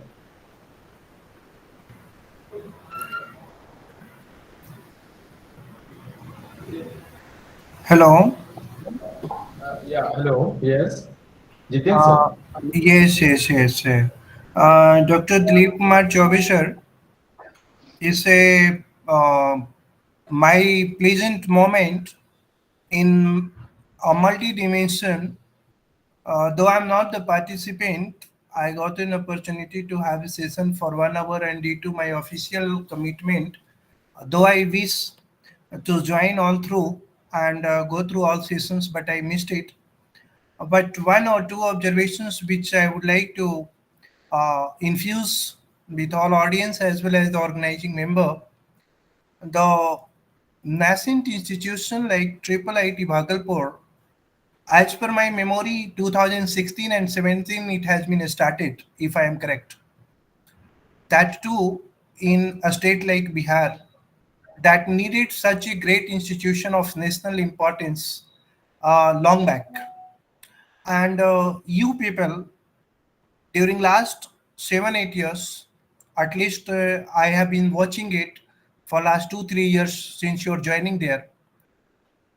We realize a great service towards the nation in terms of presenting a reservoir of knowledge to different categories of audience ranging from student, researcher, scholar to faculty members in a more viable manners, in a very organized way and effective way. Though I say that woods are lovely, dark and deep, but we have promises to keep, miles to go, miles to go, miles to go before I sleep. Knowledge never end, learning will never end, but the way you people are proceeding with as a responsibility of this country and citizen fellow, I wish and I hope we support too whenever you need. Such organizational diffusion is very, very important, and I thankful to you people who are doing it with full commitment and zeal. Thank you so much. Keep it up and keep rocking. Thank you. Thank you, sir. Thank you so much, sir, for such a nice comment to encourage us. And please, next, is there any some more feedback in online mode? Okay, so in offline mode, I will take one to more feedback. Please, Abhijit.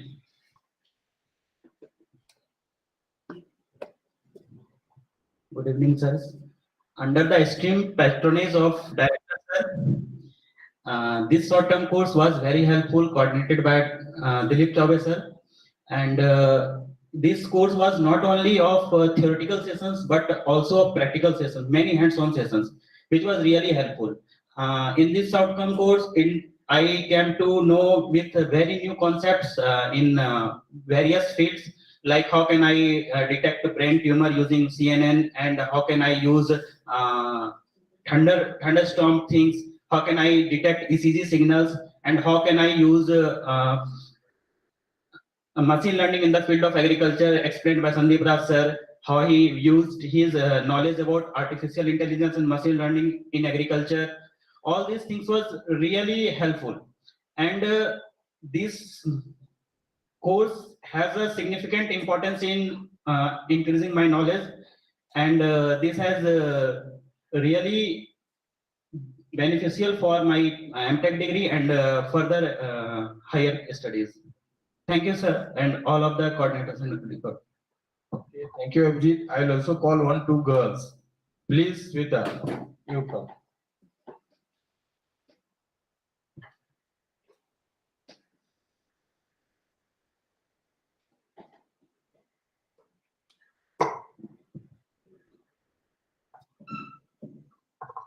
Good evening, sir. I Shweta from MTech Triple T Bhagalpur. The short-term course has been extremely valuable, especially with a theme focused on machine learning in agriculture and healthcare, providing ample knowledge for conducting the research papers and project in the future.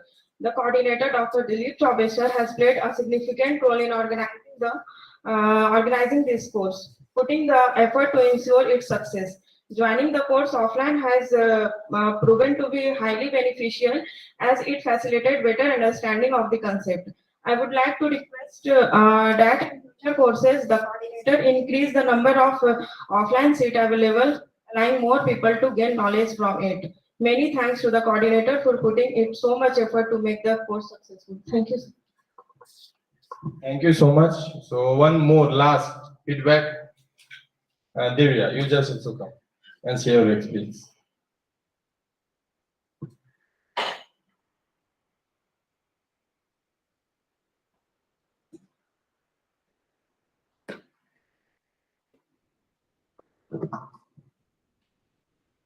Good evening, everyone. I am Divya from APEC. As a participant, I had the opportunity to give feedback. The short-term course organized by the coordinator has provided valuable knowledge which can be useful for the future research papers. The coordinator has put in a lot of efforts to make this course successful, for which I am very thankful. Thank you once again for your hard work, commitment, and professionalism. I look forward to the possibility of attending future course under your coordination. Thank you, sir. Thank you very much. Thank you so much for such a wonderful feedback from all of you. Thank you so much. Ujjwal sir, please proceed. So, I would like to request our campus coordinators, sir, to present mementos to the organizing committee members and the expert lecturer talks.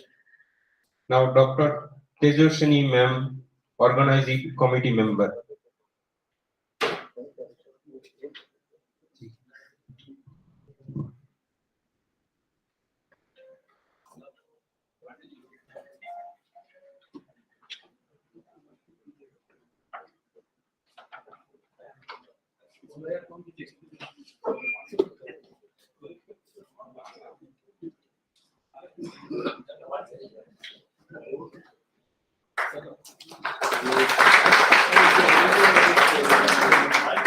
Next, Dr. Gaurav Kumar.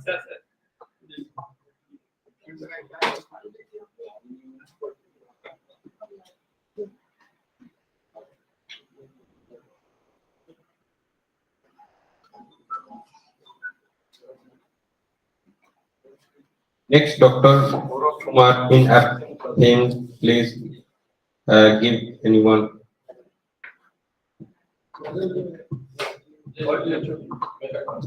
So, I request to HOD Mechatronics to receive this mementos.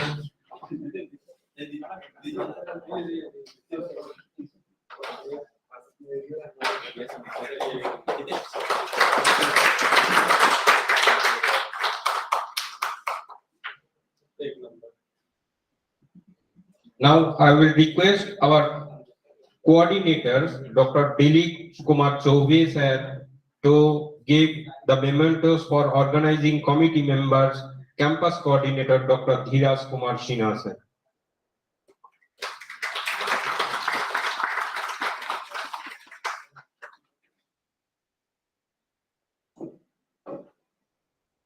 Now, I will request campus coordinator, Dr. Dheeraj Kumar Sinha sir, for giving memento for the organizing committee, our coordinator, Dr. Dilip Kumar Chaubey sir.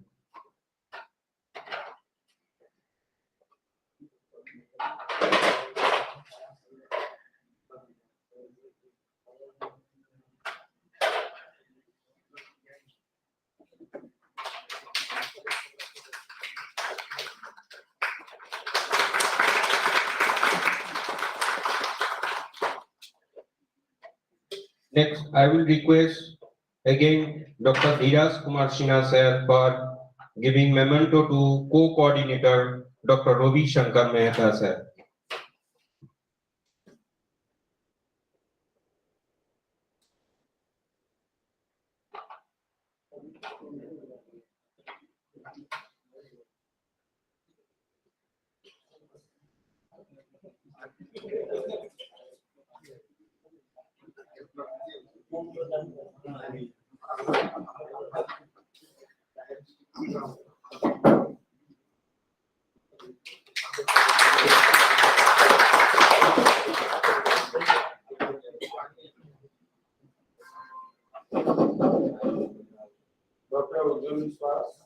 Dr. Ujjwal Biswas, co-coordinator. Please. Come, sir.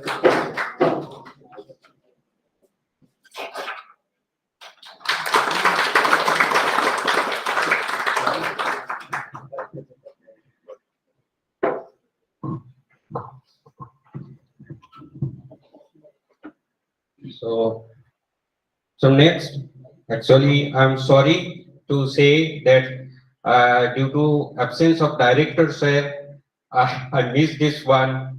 So I request our campus coordinator, Dr. Dheeraj Kumar Sinha, to give this memento to any respected HODs of our department or anyone, please, in absence of him. So campus coordinator will give this memento to. So Dilip Chauvey, please, Dr. Dilip Kumar Chauvey, receive this in absence of him.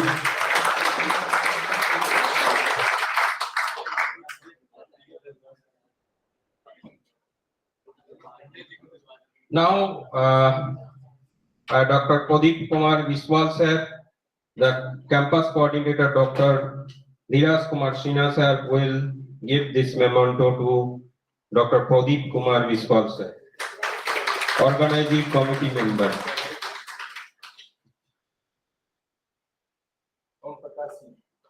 Next, Dr. Om Prakash Singh.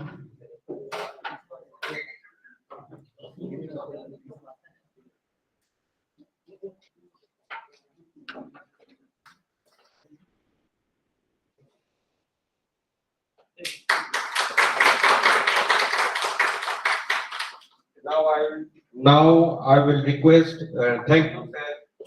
Thank you, Dr. Dheeraj Kumar Sinha, sir. Now I will request our HOD madam to give this expert lecture memento to Dr. Sandeep Ras.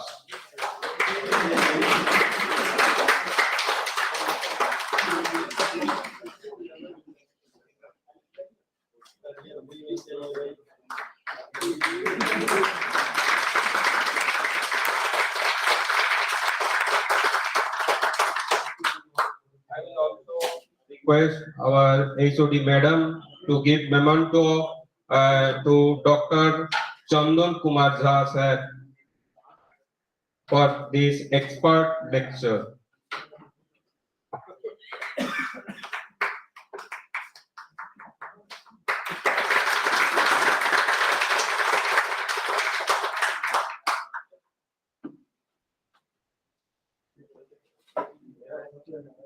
I will also request Madam to give Dr. Dilip Kumar Chauvey, sir, for his expert lectures. Please, Madam.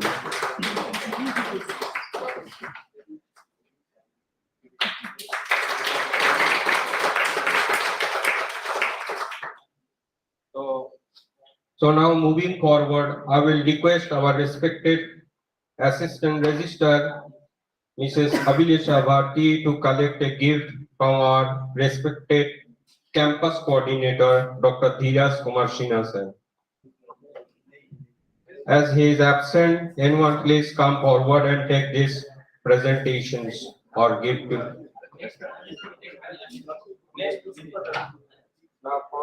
Now proceed. I will request to hand over the gifts for the staff members by the coordinator of this short-term course. Please hand over the gifts to the following members: La Pandey, JTS, Ashok Kumar Prasad, JTS, Lakshmi Kumari, JTS, and Bajrangbali Kumar, JT, and Saurabh Kumar, JT, from the Triple IT Bhagalpur.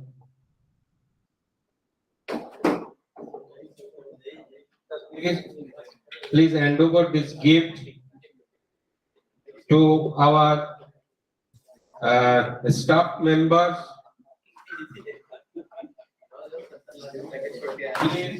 Please come forward to collect this gift from our coordinator, Dr. Dilip Kumar Chauvey, sir.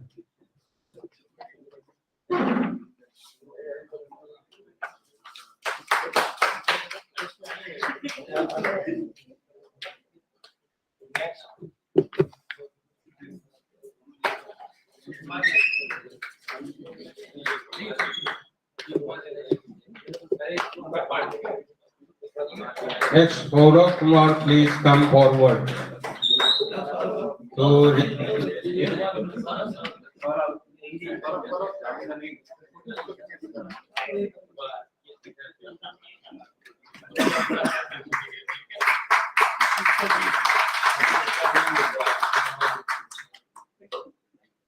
Next, Manojit Thakur, electrician of this IIIT Bhagalpur, and Satya Narayan Kumar, electrician. And also, I request Anjani Kumar for receiving this gift.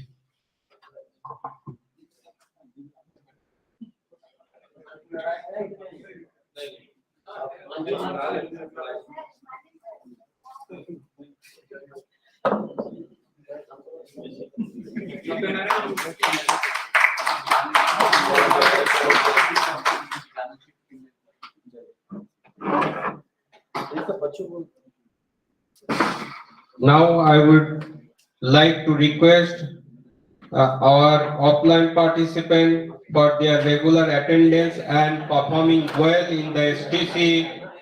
I would like to request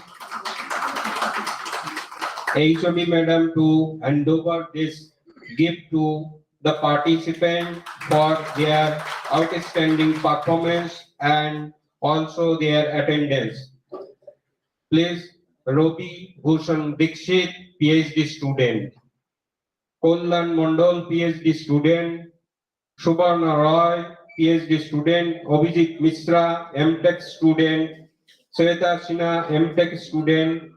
Mithilesh Kumar Mondol. Kavish Thakur, Saurabh Kumar, Dibya Mala, Mayank Pandey, Pushpender Singh, and MD Usman Zafar. Please come forward and take this appreciation gift.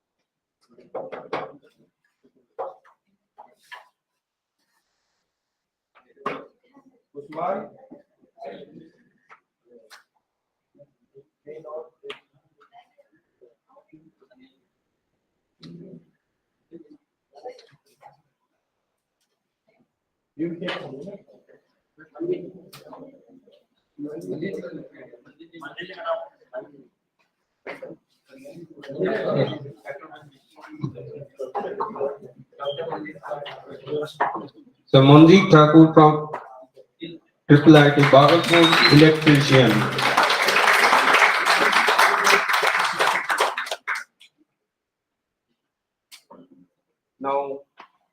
Now I would like to request our campus coordinator to say some few words towards our participants.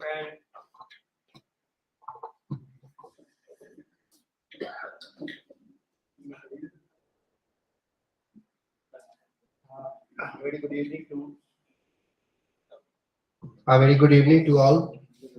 First of all, would like to welcome you all on this valedictory function of this short-term workshop. On behalf of Director Sir, I'm very feeling privileged to have you and speak some words on behalf of him. So, as you can see here, you have the workshop started on 9th of this May 2024, and it has taken 5 days to complete this course. I hope everyone has enjoyed the lectures of the industry experts, professionals from the IITs and ITs.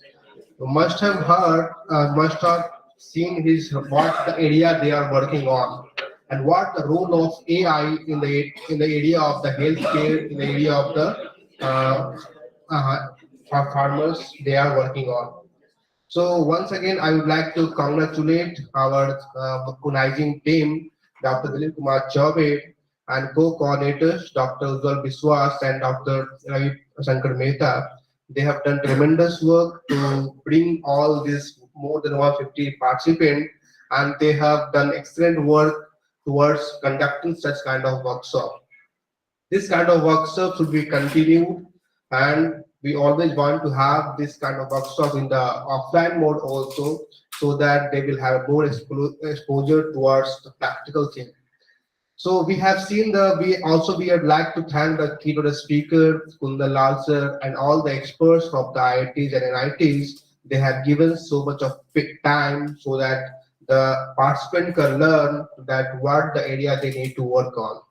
We would also like to thank the HOD madam of CSC who has so much pain and time, and they have done tremendous work in the such kind of workshop.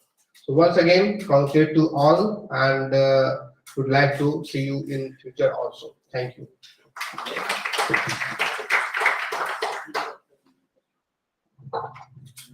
Thank you so much, sir, for your valuable words.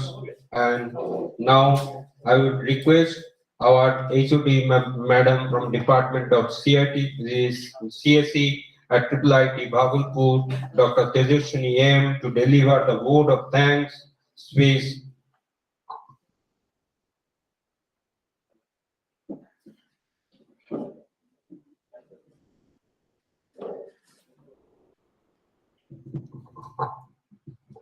So, a very good evening to all of you. So, the first I would like to thank our Honorable Director, Sir, Professor Pradeep Kumar Jain, Sir, for giving this opportunity to conduct this workshop.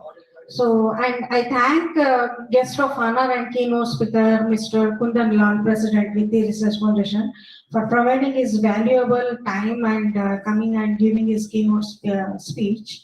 So I would like to thank our campus coordinator, Dr. Dheeraj Kumar Sinha, our registrar in charge, Dr. Gaurav Kumar, all our department, various department faculty, staffs, volunteers, our network administrator, JTS and JTs. So all they have worked very hard for these 5 days, and I am very thankful for their kind support.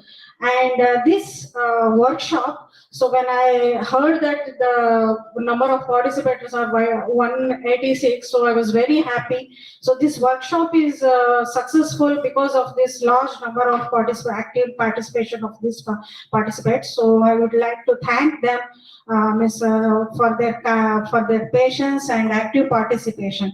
And not last but not the least, wherever our students, there will be success. So every event, whatever we conduct in IIIT Bhagalpur, it is success because of our huge support and kind support, active participations of our students. So the share also goes to, maximum share also goes to our dear students for their presence both in online and offline actively. So, and in futures we will try to conduct even offline courses So we will try to provide our practical workshops also. So thank you for all of you, and have a nice day, and thank you.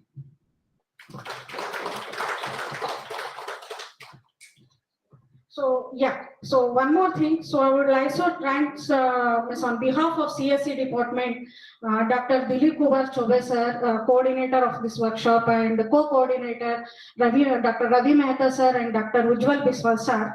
So it's a very huge success on behalf of CSE department. So I would like to thank them. Thank you, sir, and in future also we will support you to conduct this kind of workshops. Thank you very much.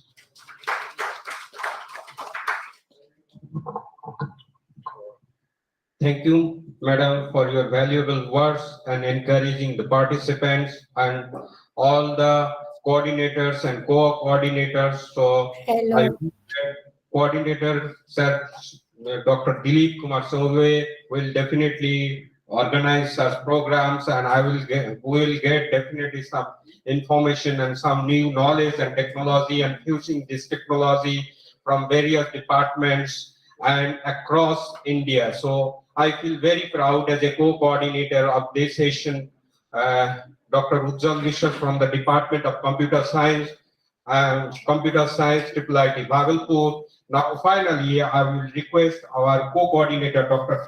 Kumar Chobe sir, for his announcing the close of the session with details for the certificates and the session recordings. Thank you to all, and I'm handing over to Sir Dr. Dilip Kumar Sungwe. Yes. So you will get all the recording session by within 1 or 2 days. I will also share materials what I will receive from resource person. But definitely we are going all the recording to all of you, and you are going to get e-certificate soon. We'll try to do a level based within 15 days. You will also definitely get it. Okay. So I am thank you very much to participate in this short-term course. Thank you so much. And I announce to close the valedictory session. Thank you.